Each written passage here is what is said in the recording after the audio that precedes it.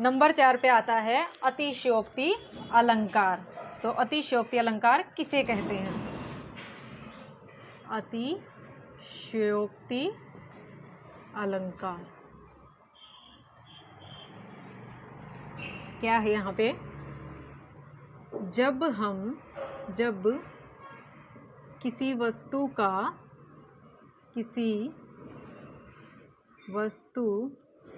या व्यक्ति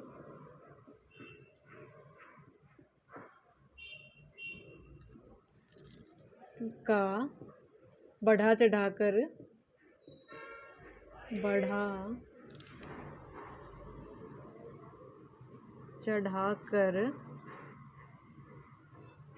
वर्णन किया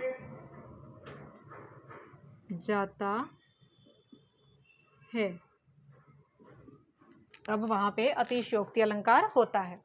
जब हम किसी वस्तु या व्यक्ति का बढ़ा चढ़ाकर वर्णन करते हैं, उसकी तारीफ बहुत ज्यादा करते हैं अतिशयोक्तिपूर्ण तरीके से, तो वहां पे अतिशयोक्ति अलंकार होता है। जैसे एग्जाम्पल देखिए, हनुमान की पूंछ में लगन न पाई आग, लंका सिगरी जल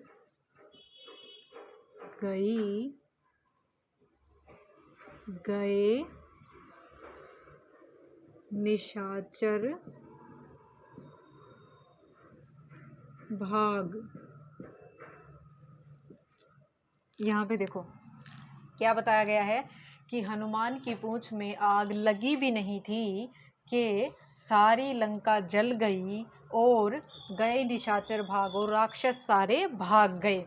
तो यहाँ पे बढ़ा चढ़ाकर ही वर्णन किया गया है कि आग लगे बिना ही सारी लंका जल गई और राक्षस भाग गए। तो किसी भी चीज़ का यहाँ पे बढ़ा चढ़ाकर वर्णन किया गया है, तो यहाँ पे अतिशयोक्ति अलंकार है। नंबर 5 पे आता है मानवीकरण अलंकार।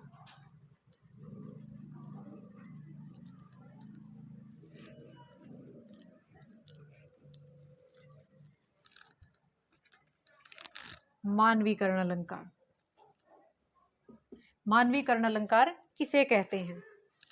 जब हम जड़ पदार्थों पर, प्राकृतिक पदार्थों पर, जैसे पेड़ पौधे, बादल, पहाड़, नदी, पर्वत आदि के ऊपर सजीव उपमानों का आरोपण करते हैं, ऐसे उपमान उनके ऊपर हम आरोपित करते हैं जो ऐसा लगे कि वो चीज़ें उपमेय भी खुद भी सजीव है, तो वहाँ पे मानवीकरण अलंकार होता है। उन्हें मनुष्य के समान जो है बताना, प्रस्तुत करना, सजीव रूप में प्रस्तुत करना। इसमें क्या है?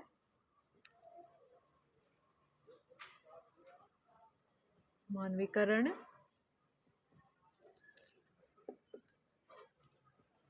जड़ पदार्थों पर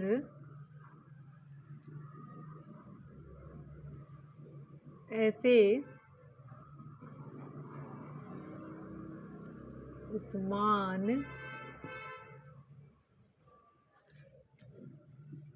आरोपित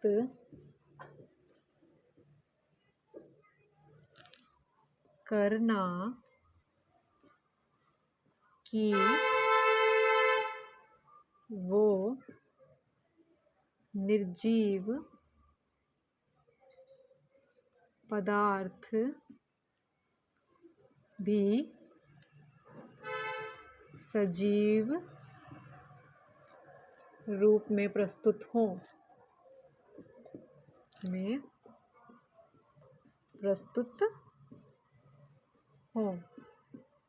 तो वहाँ पे मानवीकरण अलंकार होता है। जैसे मेघ आए बड़े बन ठन कर संवर कर। यहाँ पे देखो क्या बताया गया है कि मेघ अर्थात बादल बड़े बन ठन के संवर के आए हैं।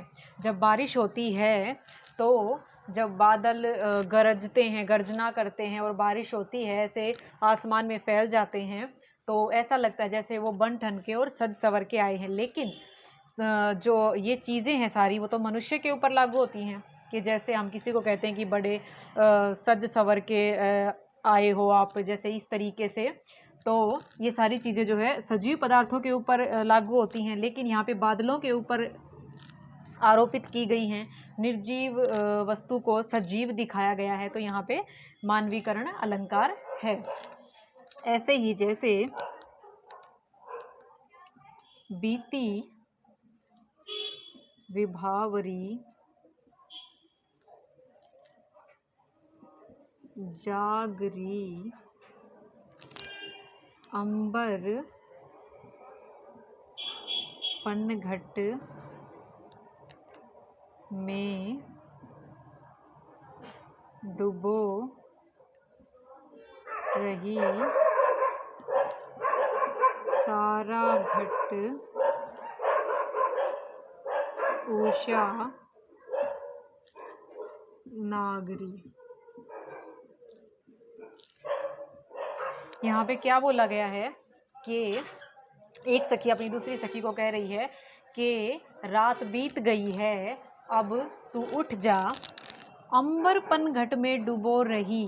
ठीक है, ये देखो अंबर रूपी पनघट में, अब तो जो उषा नागरी है, उषा रूपी नायिका है, वो अंबर रूपी पनघट में तारों रूपी घड़े को डुबो रही है। अर्थात जैसे जब सुबह होती है तो जो आसमान में तारे होते हैं रात के समय, तो सवेरा होते होते जैसे जैसे उजाला होता जाता है तो वो छिपते जाते हैं आसमान के अंदर।